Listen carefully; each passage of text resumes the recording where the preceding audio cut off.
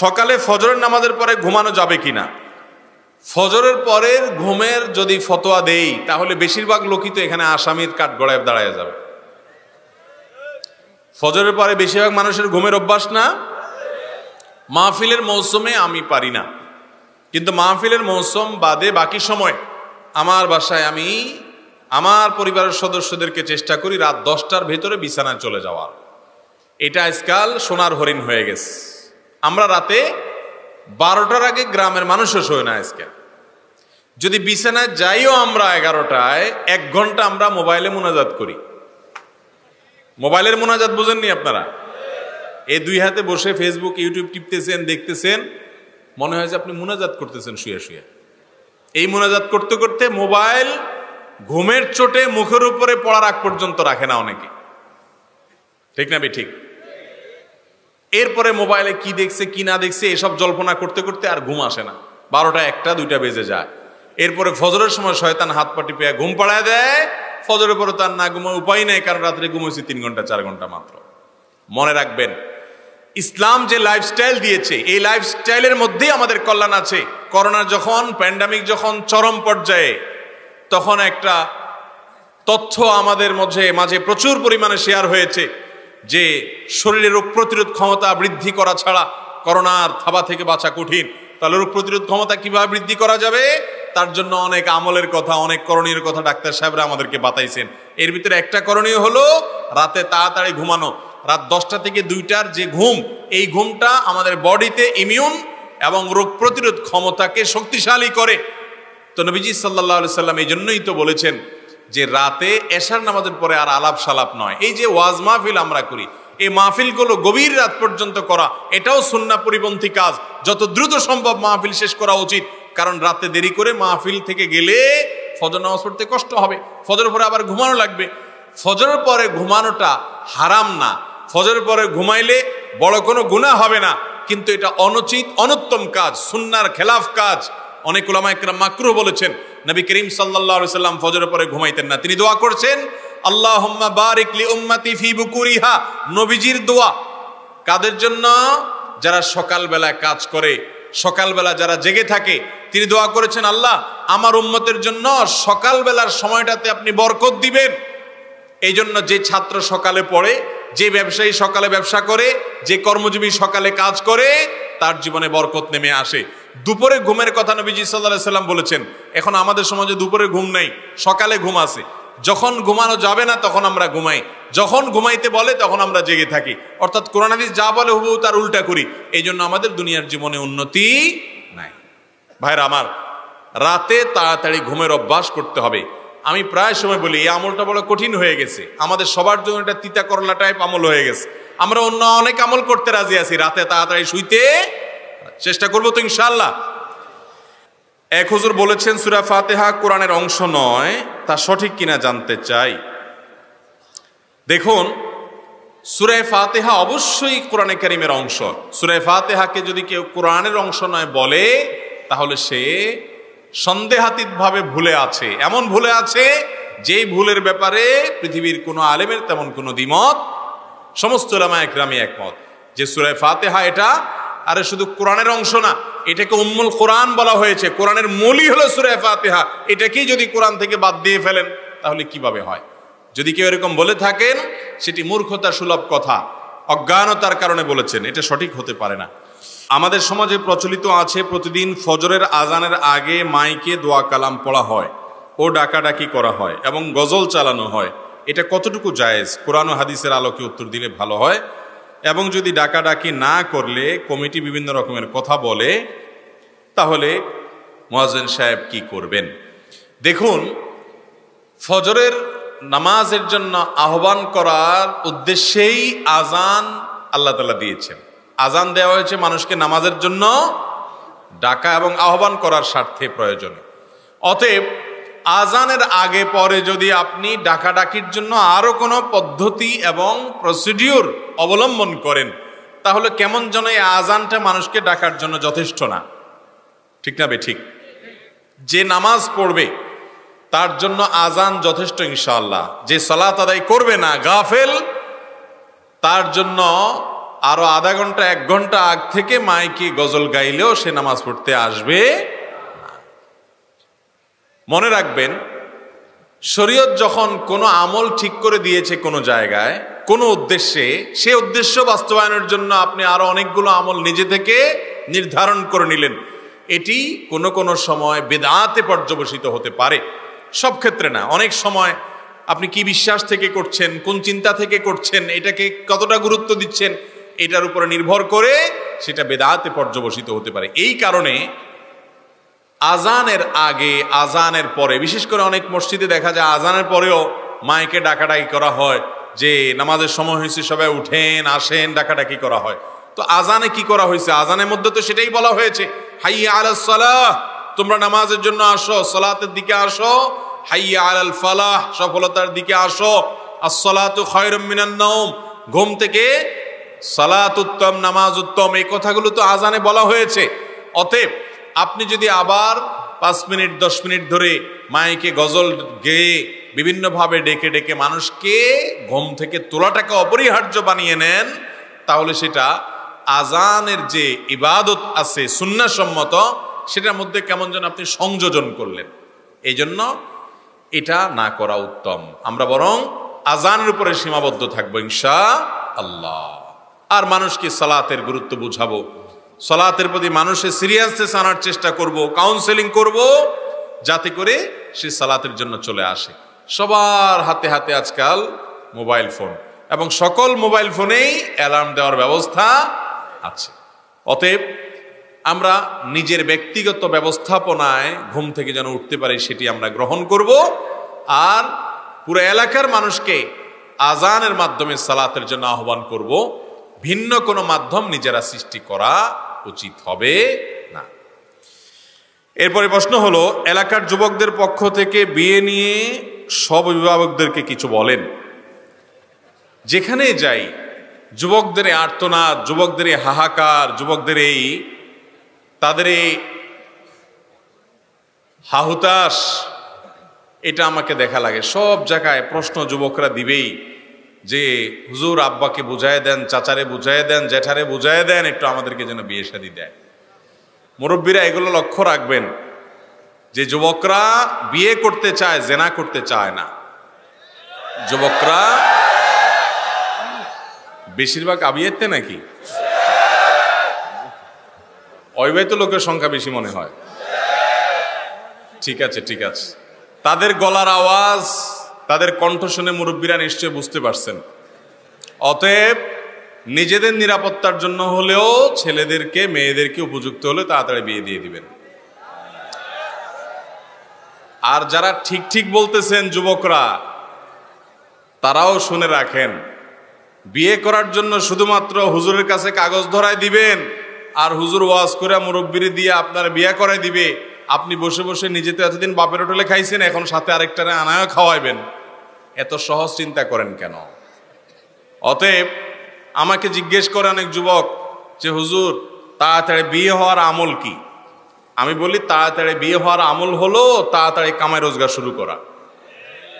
পয়সা করে কামানো শুরু করে দেন, কোনো কাজকে ছোট মনে করবেন না। যেখানে যেটা পারেন, টিউশনি শুরু করে দেন, দোকানে কর্মচারীগিরি শুরু করে দেন, ছোট্ট একটা ব্যবসা শুরু করে দেন। নিজের এলাকা শরম লাগে দূরে যায় করেন, কিন্তু কিছু একটা শুরু করেন। আপনি যখন উপার্জন শুরু করবেন, কামাই রোজগার শুরু করবেন, পয়সা কড়ি বানাবেন, তখন আপনার বাপ মা বিয়ে দিবে। বিয়ে না দিলে কি হবে? মেয়ের বাপেরা এসে আপনাকে জবরদস্তি বিয়ে দিতে বাধ্য করবে। এই জন্য পয়সা কামাই করতে হবে। পয়সা কামাই করবেন না, মোবাইলে আজে বাজে জিনিস দেখে নিজের চরিত্র হুমকির মধ্যে যখন পড়ে যাবে বুঝতে পারবেন, আবার ইমানও আছে ভিতরে, তখন বলবেন যে না, বিয়ে তো করা দরকার। এই জন্য নিজে বাপের সংসারে খান, আবার বিয়ে করায় আরেকটা আইনা বাপের সংসারে খাওয়াইতে চান। বাপের প্রতি এত জুলুম কেন করতে চান? এই জন্য নিজেরাও এই শুধু ঠিক ঠিক জোগাড় দিলে হবে না, কাজ করতে হবে। কাজ করবেন তো ইনশাআল্লাহ। আর অনেক মা বাপ আছে ছেলে মেয়ে কামাই রোজগার করে, বিদেশ গেছে মনে করেন, মাশাআল্লাহ রোজি রোজগার শুরু করছে, এরপরেও ওই ছেলে মেয়েকে সহজে বিয়ে দিতে চায় না। অনেক মা বাপ আছে এখনো এই অজ্ঞানতার মধ্যে আছে, বলে যে বিয়ে দিলে ভালোবাসাটা 2 ভাগ হয়ে যাবে। এই জন্য যতদিন আটকে রাখা যায় ততদিন ভালোবাসা আদায় করা যাবে। এগুলো অজ্ঞানতা। নবী করিম সাল্লাল্লাহু আলাইহি সাল্লাম বলেছেন, তোমাদের ছেলে মেয়ের জন্য উপযুক্ত পাত্র যদি পেয়ে যাও তাহলে আর দেরি করবা না, পাত্র পাত্রী পেলে খুব দ্রুততার সাথে বিয়ে দাও। যদি না দাও তারা জেনায় লিপ্ত হবে, পাপাচারে লিপ্ত হবে, নানান অপরাধে লিপ্ত হবে এবং তার গুনাহের বোঝা দায় অভিভাবকদের উপরও আসবে। অতএব মোহতারাম হাজরিন, মুরব্বীরা যারা আছেন আপনাদের কাছে আকুল আবেদন করি, আপনাদের সন্তানদেরকে, আপনাদের অধীনস্থ ছেলে মেয়েদেরকে দ্রুততার সাথে বিয়ে দিবেন। বিয়ে দেওয়ার ক্ষেত্রে কালক্ষেপণ করবেন না। অনেক মুরব্বীরা বলে যে এই বাড়ির কাজটা শেষ করে নাও, এই জমিটা কিনে নাও, ওই দেনাটা শোধ করে নাও। আবার অনেকে বলে নিজের পায়ে নিজে দাঁড়ায় নাও। আরে যুবক তো নিজের পায়ে হাঁটে না, আরেকজনের পায়ে হাঁটে। তাহলে এগুলা বলে যুবকদেরকে বিয়ে থেকে বঞ্চিত রাখার মানেটা কি? বিশেষ করে যারা যারা সিনিয়র বয়সে অনেক মুরব্বী আছেন, আপনাদেরকে আমি বলছি, শুনেন বাবারে, আপনাদের সময়ে এত ফিতনা ছিল না, এখন যত ফিতনা এসে গেছে। এখন যুবকরা যুবতীরা নিজেদেরকে রক্ষা করতে পারে না। আমি তো বলি, নামাজি যুবক পাওয়া যায়, পর্দানসীন যুবতী পাওয়া যায়, কিন্তু নিজের যৌবনে কোনো প্রকার কালিমা লাগেনি। এমনকি ফেসবুকে, হোয়াটসঅ্যাপে, ইমোতে বিভিন্নভাবে ছেলে মেয়েদের একে অন্যের সাথে অবৈধ চ্যাটিং করেনি, কোনো প্রকার যোগাযোগ হয়নি, এই রকম যুবক যুবতী পাওয়া সোনার হরিণ হয়ে গেছে। স্বীকার করতে চায় না পোলাপান। এই জন্য এই ঠিক আসতে বলে যে ধরা পড়ে যাব, জোরে ঠিক বলবো বাপ দেখে ফেলবে এখানে আছে। ভাইরা আমার, এই সমস্যা আমাদেরকে স্বীকার করতে হবে। এই জন্য মুরব্বীরা তরুণদের বিয়েতে দেরি করবেন না। টাকা পয়সা কামাই শুরু করে দেন যুবকদের কাজ, আর যতটুকু শুরু করছে বিসমিল্লাহ, এটার উপরে নির্ভর করে বাপ মা বাকিটা সহযোগিতা দিয়ে বিয়ে করাবেন। এবং যদি এটা আপনারা না করেন তাহলে সন্তান যত অপরাধে লিপ্ত হবে, এসবগুলোর দায়ভার বাবা মার যদি অবহেলা করেন, তাদের বিয়ে দেওয়ার ক্ষেত্রে হেয়ালিপনা করেন, তাহলে দায়ভার অবশ্যই সন্তান পাপ করে সে তো পাপী হবেই, পাশাপাশি তার বাবা মাও পাপী হবে। কত বড় কথা! এজন্য চরিত্র হেফাজতে রাখার জন্য দ্রুত বিয়ের কোনো বিকল্প নাই। দ্রুত বিয়ে, যত হুজুর দেখেন দুনিয়াতে, সারা দেশে যত হুজুর দেখেন, খোঁজ খবর নিয়ে দেখেন, হুজুররা সবাই তাড়াতাড়ি বিয়ে করে। হুজুররা সবাই তাড়াতাড়ি বিয়ে করে।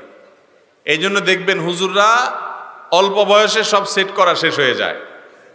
আপনি 30-এর পরে বিয়ে করলেন, এরপরে 5-7 বছর বাচ্চা নিলেন না, বলেন এত সকাল বাচ্চা হলে লাইফটাকে এনজয় করা যায় না। নিতে নিতে 36-37 করে ফেললেন, এরপরে বাচ্চা হলো, তখন আপনার বয়স 40 বা 40 ছুঁই ছুঁই।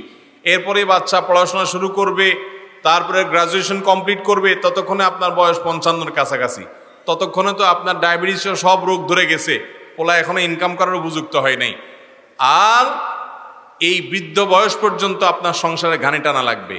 আর আগেভাগে বিয়ে করবেন, আগেভাগে ছেলে মেয়ে বড় হয়ে যাবে, কোনোটা যদি অমানুষ হয় ঘাটা ধরে দরজার পথ দেখাই দিতে পারবেন।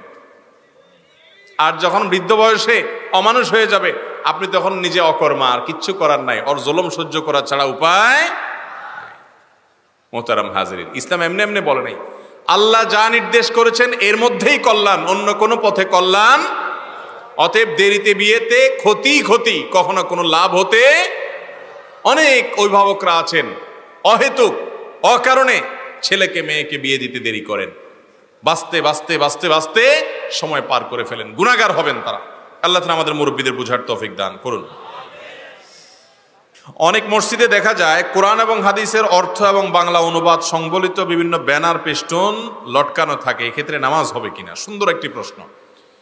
অনেক মসজিদে দেখা যায় যে মুসল্লিদেরকে উৎসাহ দেওয়ার জন্য, মুসল্লিদেরকে শেখাবার জন্য একটা হাদিসের অনুবাদ লিখে, একটা আয়াতের অনুবাদ লিখে ফেস্টুনের মতো করে এটা টাঙিয়ে দেওয়া আছে। আবার অনেক মসজিদে সকাল সন্ধ্যার দোয়া, জিকির ইত্যাদি এগুলা টাঙানো আছে। সৌদি আরবে বিশেষ করে প্রায় 100 মসজিদে এটা দেখা যায়, প্রায় 100। এমন একটা মসজিদে পাওয়া কঠিন হবে যে মসজিদে এটা নাই, যে কোনো একটা দেয়ালে আপনার সেখানে কোনো দ্বীনি প্রোগ্রামের দাওয়াত ইত্যাদি হয়। আমাদের দেশে যেরকম ওয়াজ মাহফিল হলে, কোনো মসজিদে প্রোগ্রাম হলে আমরা মানুষের ওয়ালে ওয়ালে পোস্টার লাগাই। সৌদি আরব সহ মিডল ইস্টের অন্যান্য দেশগুলোতে তারা মসজিদের পূব পাশে একটা জায়গা রাখে, যেখানে বিভিন্ন জায়গায় এই ওয়াজ মাহফিল জাতীয় দ্বীনি দার্স, দ্বীনি আলোচনা যেগুলো মসজিদ কেন্দ্রিক হয় সেগুলোর পোস্টারগুলো সেখানে লাগায়। মুসলিম নামাজের পরে যাওয়ার সময় দেখে কত সুন্দর ব্যবস্থাপনা। আর আমাদের দেশে দেখা যায় ওয়াজ মাহফিলের পোস্টার কিন্তু লাগাই দিলেন একজনের নতুন ওয়ালে রং করছে বেচারা, ওখানে যা লাগাই দিলেন বিসমিল্লাহ পড়ে। কি বলেন? মাহফিলের পোস্টার লাগাইছেন সেজন্য জায়েজ হয়ে যাবে? কিন্তু আমরা অনেকেই সেটা করি, এটা উচিত না। তাহলে মসজিদের মধ্যে ভালো কোনো কথা সম্বলিত কোরআন হাদিসের কোনো কিছু টাঙ্গানোতে মৌলিকভাবে কোনো অসুবিধা নেই, সেটা ইতিমধ্যে আপনারা বুঝে গেছেন। কিন্তু কেবলার সাইডে বা এমন কোনো জায়গায় লাগানো যাবে না যেখানে লাগাইলে মুসল্লিদের মনোযোগ সেখানে চলে যাবে। নামাজের মধ্যে আল্লাহর কথা স্মরণ করবে কোথায়? সে সামনে যদি আপনার কোনো কিছু লেখা থাকে বসে বসে ওটা পড়বে।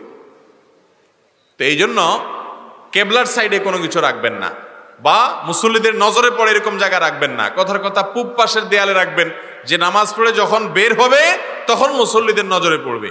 অথবা উত্তর দক্ষিণ সাইডে এমন জায়গায় রাখবেন যে সালাম ফেরানোর পরে নজর পড়বে, নামাজের মধ্যে মনোযোগ পড়বে না। এরকম ভাবে কোরআন হাদিসের আয়াত লিখে আপনি টাঙিয়ে রাখতে পারেন। বিশেষ করে 5 ওয়াক্ত নামাজের পর নবী করিম সাল্লাল্লাহু আলাইহি সাল্লাম অনেকগুলো দোয়া এবং জিকির পড়তেন। আমাদের সমাজের 5% মানুষ এগুলো জানে না। তো এই জন্য মসজিদগুলোতে বড় ফেস্টুন আকারে এই দোয়াগুলো লিখে টাঙিয়ে দেওয়া যায়, যে সালাম ফেরানোর সাথে সাথে যেন এটা দেখে দেখে পড়তে অভ্যস্ত হয়, পড়ার কথা স্মরণ হয়। এটা মসজিদে মসজিদে বরং লাগানো আরো ভালো। বিধায় এ ধরনের উদ্যোগ আমাদেরকে নিতে হবে। এরপরে প্রশ্ন হলো, স্ত্রীকে 3 তালাক দেওয়ার পরও দুজনে পুনরায় সংসার করে, এটা কতটুকু বৈধ? আল্লাহ রাব্বুল আলামিন কোরআনে হাকিমে বলেছেন, ফাইন তাল্লাকাহা ফালা তাহিল্লু লাহু মিন বা'দু হাত্তা তানকিহা যাওজান গায়রা। যদি কোন স্বামী তার স্ত্রীকে 1, 2 এবং 3, প্রথম এবং দ্বিতীয়র পর 3য় তালাকে যদি দিয়ে ফেলে, তাহলে ওই স্বামীর জন্য সেই স্ত্রী আর হালাল নয়। পৃথিবীর সমস্ত হুজুর একসাথ হয়ে যদি ওই স্বামীকে তওবা পড়ায়, তারপরও তার ওই স্ত্রীর জন্য তিনি হালাল হবেন না। এমনকি কাবা শরীফের ইমাম সাহেবকেও যদি আপনি নিয়ে আসেন আর তিনি আইসাও যদি তওবা পড়ায় দেন, তাতে কি হবে না? সংসার আর জোড়া লাগবে। আমি সবসময় বলার চেষ্টা করি, যারা বিবাহিত তারাও শুনে রাখেন, যারা অবিবাহিত তারাও শুনে রাখেন। মনে রাখবেন, দাম্পত্য জীবনে স্বামী স্ত্রীর মধ্যে শত ভেজাল লাগুক, শত গন্ডগোল লাগুক, শত অশান্তি হোক, খবরদার কিছু হলেই তালাক শব্দ মুখে উচ্চারণ করবেন, তালাকের কথা মুখে বলবেন না। এটা এত ছেলে খেলা না, এটা খুব ডেঞ্জারাস বিষয়। একবার বলে ফেলবেন, ব্যবহার করে ফেলবেন, তালাক হয়ে যাবে। এরপর এসে হুজুরের কাছে কানলেও সম্পর্ক জোড়া লাগানো সম্ভব হবে না, যদি ওই রকম তালাকে মোগাল্লাজা হয়ে যায়। 1 তালাক দিছেন, বাঁচার উপায় আছে। 2য় তালাক দিছেন, কখনো সেকেন্ড টাইম কখনো বলছেন, বাঁচার উপায় আছে। এরপরে যদি 3য়বারও বলে ফেলেন তো শেষ। আর তাকে স্ত্রী হিসাবে গ্রহণ করতে পারবেন, এমনকি নতুন করে বিয়ে পড়ালেও সম্পর্ক আর জোড়া লাগা যাবে। কত মানুষ আমাদের কাছে এসে চোখের পানি ফেলে দেয়। যখন মাসালা জিজ্ঞাসা করতে আসে, মাসআলার উত্তরে দেখা যায় যে তালাকে মোগাল্লাজা হয়ে গেছে এবং স্বামী স্ত্রী হিসাবে আর থাকার সুযোগ নাই, নতুন করে বিয়ে পড়াইলেও কোনো কাজ হবে না। তো এই মাসআলা শোনার পর 1-2টা বাচ্চাও আল্লাহ দিয়ে দিছে, সুন্দর সংসার, শয়তানে মাথা গরম করায়া তালাক দেওয়াই দিস। মানুষরূপী শয়তানরা ফুসলিয়া ফাসলিয়া তালাক দেওয়াই দিস। এরপর চোখের পানি ফেলে, কিন্তু জোড়া লাগানোর সুযোগ আর। খবরদার, আমি এক্সট্রা কথা বলি বিভিন্ন জায়গায় যে ভাই, বউয়ের সাথে বেশি মনোমালিন্য হয়ে গেছে, তার অত্যাচারে আপনি অতিষ্ঠ হয়ে গেছেন, ধৈর্য ধারণ করতে পারতেছেন না, পারলে একটা ধাক্কা দেন, একটা সিমটি কাটেন, একটা আস্তে করে ছোট করে একটা বক্সিন টক্সিন মেরে দেন।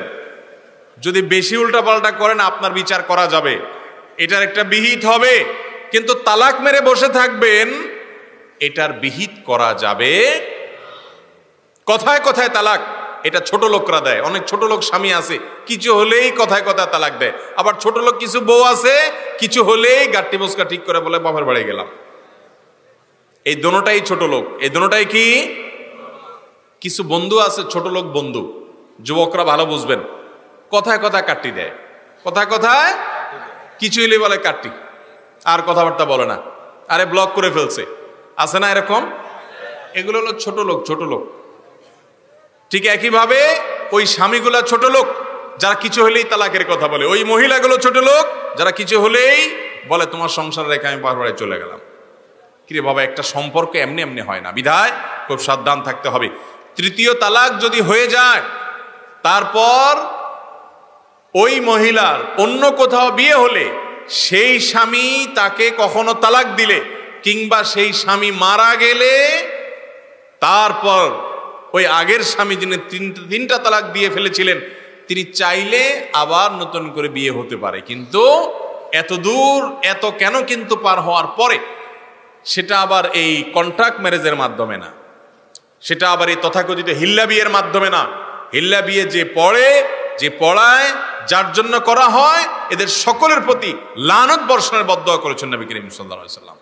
বিদায় অভিশপ্ত কাজ কোনো মুসলমানের জন্য জায়েজ হতে পারে না। এরপরে প্রশ্ন হলো, নামাজ না পড়লে কি হয়? নামাজ না পড়লে কি হয়? কি উত্তর দিব বলেন? নামাজ না পড়লে ঈমান নিয়ে টানাটানি শুরু হয়। নামাজ না পড়লে কি হয় ভাই? ঈমান নিয়ে টানাটানি কিভাবে শুরু হয় বুঝাবো। অনেক ইমামদের মতে যে ঠান্ডা মাথায় ইচ্ছাকৃতভাবে মুসলমান হয়েও নামাজ পড়ে না, সে ইসলাম থেকে বের হয়ে যায়, খারিজ হয়ে যায়। অনেক ইমামদের মত এটা। ইমাম আজম আবু হানিফা রাহিমাহুল্লাহ সহ অন্য অনেক ইমামের মত হলো, যদি সে নামাজ না পড়ে কিন্তু তার মধ্যে অপরাধ বোধ আছে, সে নামাজ না পড়ার কারণে লজ্জা শরম ভিতরে ভিতরে আছে, পড়া উচিত সেটা মনে করে, তাহলে সে কাফের হবে না। তাহলে নামাজ না পড়লে ইমামদের ইখতিলাফ আছে যে ঈমান আছে না নাই, ঈমান নিয়ে টানাটানি শুরু হয়ে গেল না? তো নামাজ না পড়লে ঈমানে টানাটানি শুরু হয়। কিন্তু আমাদের বাংলাদেশে মানুষের ঈমানে এত মজবুত, এত শক্ত, বলে যে নামাজ না পড়লে কি হয়েছে, ঈমান আছে।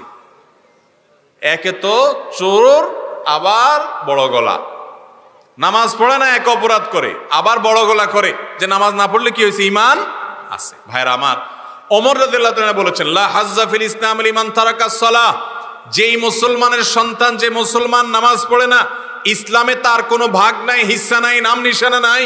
কত বড় কথা। সাহাবা ইকরাম তাদের যুগে বেনামাজিকে কাফের মনে করতেন, যে মসজিদে আসে তাকে নামাজি বলতেন, যে মসজিদে আসে না সে বেঈমান, কারণ তখন কোনো মুসলমান মসজিদে না এসে থাকতো না। এমনকি মুনাফিকও মসজিদে আসতো, অথচ আজ মুসলমানের সন্তান মসজিদে যায় না। আল্লাহ আমাদেরকে বুঝার তৌফিক দান করুন। স্বামী স্ত্রী সময় কাটানোর জন্য দাবা লুডো খেলতে পারবে কিনা? দাবা খেলা এটার ব্যাপারে হাদিসে পরিষ্কার নিষেধাজ্ঞা আছে। স্বামী খেলুক, স্ত্রী খেলুক, যেই খেলুক, সবার জন্য নিষেধাজ্ঞা সমানভাবে, এটা জায়েজ নাই। আর লুডো খেলা, যেহেতু তখন সাহাবীদের যুগে এই টাইপের লুডো খেলা ছিল না, কিন্তু দাবা লুডো এগুলা একই টাইপ, কাছাকাছি টাইপ খেলা। এই ধরনের খেলা নয়, বরং স্বামী স্ত্রী খেলবেন হলো শারীরিক কসরত হয় এরকম খেলা, যেমন কুস্তি। কুস্তির কথার কথা বললাম, কুস্তি না, মানে শারীরিক ব্যায়াম হয় সেরকম খেলা। আমাদের প্রিয় নবী সাল্লাল্লাহু আলাইহি সাল্লাম আম্মা জান আয়েশা রাদিয়াল্লাহু তাআলার সাথে দৌড়াদৌড়ির প্রতিযোগিতা দিয়েছেন। দৌড়াদৌড়ি, নবীজির শরীরে 40 জন জান্নাতি যুবকের শক্তি ছিল, তিনি অনেক শক্তিশালী মানুষ ছিলেন। আয়েশা রাদিয়াল্লাহু তাআলা বয়সও ছোট, আবার মেয়ে মানুষ, আবার খুব হ্যাংলা পাতলা ছিলেন। ইফকের ঘটনায় হাদিসের বিবরণ আছে যে তিনি যখন পালকিতে উঠে বসতেন তখনও পালকির যা ভার হতো, তিনি যখন পালকিতে না বসতেন তখনও একই ভার হইতো, মানে এত পাতলা ছিলেন। তাহলে একে তো হ্যাংলা পাতলা, আবার বয়সে ছোট, আবার মহিলা মানুষ, আর নবীজি সাল্লাল্লাহু আলাইহি সাল্লাম বয়সে বড়, সুঠাম এবং শক্তিশালী মানুষ, আল্লাহ প্রদত্ত বিশেষ পাওয়ার আছে। এই মানুষটার সাথে দৌড় প্রতিযোগিতা দিয়েছে নবী করিম সাল্লাল্লাহু আলাইহি সাল্লাম। সুবহানাল্লাহ। স্ত্রীর সাথে কি দৌড় প্রতিযোগিতা? দৌড় প্রতিযোগিতা। তো দৌড় প্রতিযোগিতা খুব স্বাভাবিকভাবে আয়েশা তারা হেরে গেছে, কারণ উনি তো রাসূল সাল্লাল্লাহু আলাইহি ওয়াসাল্লামের সাথে পারার কথা না, রাসূল সাল্লাল্লাহু আলাইহি ওয়াসাল্লাম জিতে গেছে। এখন জিতে গেলে মহিলারা সাধারণত একটু কি হয়, মন খারাপ করে। ঝগড়া লাগলেও যদি বউরে একটু জিতায় দিতে পারেন তাহলে আপনার সংসারে শান্তির বন্যা বইবে। বেকুব পুরুষ যারা, তারা কথায় কথায় বউরে শুধু দমায় রাখে, আর শেয়ানা পুরুষ যারা, তারা বউরে সবসময় জিতায় রাখে, বলে হ্যাঁ তুমি ঠিকই বলছো, তোমার কথা না শুনে তো আমার কপাল পুড়ছে। যত পাম্পটি দিবেন, যত প্রশংসা করবেন, যত বেশি উৎসাহ দিবেন, সংসার তত সুখর হবে। আর পণ্ডিতি করতে চাবেন তো কপালে দুঃখ আছে। নবী করিম সাল্লাল্লাহু আলাইহি সাল্লাম প্রথম দৌড়ে যখন দেখলেন আম্মা জান আয়েশা হেরে গেছে, মন খারাপ, বলছেন না চলো আবার একটু কম্পিটিশন করি, তা আবার দৌড় দিচ্ছেন। এবার রাসূল সাল্লাল্লাহু আলাইহি ওয়াসাল্লাম ইচ্ছাকৃত হেরে গেছে। এই যে দেখছেন ইচ্ছাকৃত হারাস প্রমাণ হলো কি হলো না ভাইরা আমার? সেজন্য স্বামী স্ত্রী এ ধরনের বিনোদন, এ ধরনের খেলাধুলা করবে যে খেলাধুলাতে শারীরিক ব্যায়াম হয়, শারীরিক কসরত হয়। স্বামী স্ত্রী কেন, অন্য সবার জন্য শরীয়ত এই ধরনের খেলাধুলাকে প্রশংসা রেখেছে, প্রশংসা করেছে, এবং এরকম খেলাধুলা শরীয়তে জায়েজ রেখেছে যে খেলাধুলা শারীরিক কসরত হয়, সেখানে কোনো জুয়া নাই, হারাম কোনো কিছু নাই, শরীরের ব্যায়াম হয়, সে ধরনের খেলাধুলা হতে পারে। কিন্তু আপনি লুডু খেললেন, দাবা খেললেন, এগুলোতে শরীরের কোনো ব্যায়াম হয়? আজকাল পোলাপান দেখবেন সব ফুলে ফুলে তুলতুলা হয়ে যাচ্ছে, ঠিক না বেঠিক? চর্বি জমতে জমতে শেষ, কারণ এগুলো খেলাধুলার সুযোগই পায় না। সারাদিন ওই মোবাইল টিপে, ট্যাব টিপে, গেমস খেলে, হান করে, তান করে, লুডু খেলে। আমাদের যখন ছোট বাল্যকাল ছিল, আপনারা যারা বেশিরভাগ মানুষ সিনিয়র যারা আছেন, বয়সে 40-এ বেশি যাদের বয়স, তারা ছোটবেলায় দৌড়াইছেন, লাফাইছেন, গোল্লা খেলছেন, ফুটবল খেলছেন, হাডুডু খেলছেন, শরীরে চর্বি জমারই সুযোগ পায় নাই, সুস্থ আছেন। আর এখনকার পোলাপান ছোটবেলা থেকেই একেবারে ফার্মের মুরগির মতো হয়ে যায়, কারণ ওই বাপমাই তাকে ধ্বংস করতেছে। বিধায় এ ধরনের খেলাধুলা শরীয়তে জায়েজ, কিন্তু যেই খেলাধুলা কোনো শারীরিক কসরত হয় না, এগুলো আরো ব্রেনকে অবসাদগ্রস্ত করে। আপনি দেখেন লুডু খেলেন আর যেটাই খেলেন, যারা খেলে, এই যে ক্যারাম খেলা টেলে, দেখবেন চোরের মতো চেহারা হয়ে যায়। লম্বা সময় ধরে যদি খেলে, চেহারা দেখবেন যে বিবর্ণ হয়ে যায় এবং ক্লান্ত হয়ে যায়। এটা করা যাবে না। মহিলারা নিজ ঘরে গেঞ্জি পরিধান করতে পারবে কিনা? নিজ ঘরে মহিলারা গেঞ্জি পরতে কোনো অসুবিধা নাই, বিশেষ করে স্বামীর সামনে, স্বামীর প্রয়োজনে।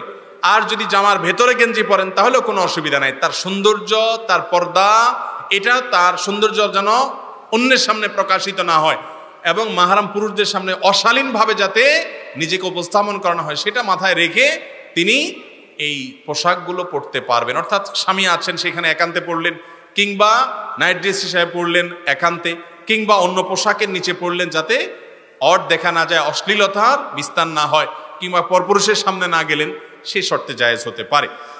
মহিলাদের মুখের অতিরিক্ত পশম কেটে ফেললে গুনাহ হবে কিনা? অতিরিক্ত পশম বলতে যদি এরকম হয় যে এত পশম যে এটা রীতিমতো দোষ ত্রুটি, এটা রীতিমতো বোঝা যাচ্ছে যে টু মাচ হয়ে গেছে, হ্যাঁ, এটা দেখতে খারাপ দেখা যাচ্ছে, তাহলে এটা তো ত্রুটি, এটা তো একটা রোগের মতো। অতএব ওইটার ট্রিটমেন্টের জন্য উদ্যোগ নেওয়া যেতে পারে। কিন্তু আল্লাহর সৃষ্টিতে পরিবর্তন, যেমনটি ব্রু প্লাগ জাতীয় করে, ব্রু প্লাগ নিয়ে ফোকাহাদের মধ্যে মত পার্থক্য আছে, কিন্তু এ জাতীয় ব্রু প্লাগ জাতীয় যে আপনার পশম তুলে ফেলা, সেটা আসলে মৌলিকভাবে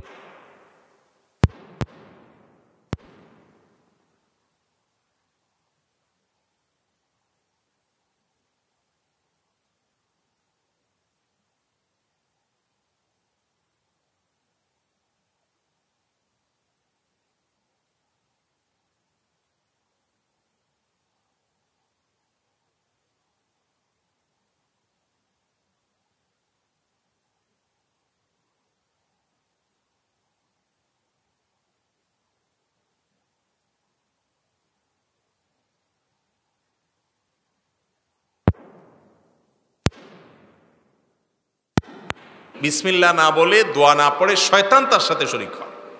কত ডেঞ্জারাস কথা! খাবারের সময় বিসমিল্লাহ বলেন নাই, শয়তান আপনার সাথে খাবারের শরীক হয়, বরকত নষ্ট হয়ে যায়, খাবারের উপকারিতা ভাগ হয়ে যায়। আপনি বাসায় ঢোকার সময়, ঘরে ঢোকার সময় বিসমিল্লাহ বলা ছাড়া ঢুকছেন, শয়তান আপনার সাথে ঢুকবে। হাদিসে আসছে শয়তান প্রত্যেকটা মানুষের সাথে সাথে থাকে। বাসা যখন ঢুকবেন, বিসমিল্লাহ বলতে ভুলে গেলে শয়তান খুশি হয়, বলে যে আজকে এই বাসায় থাকার সুযোগ পাইলাম। রাতভর শয়তান শয়তানি করবে।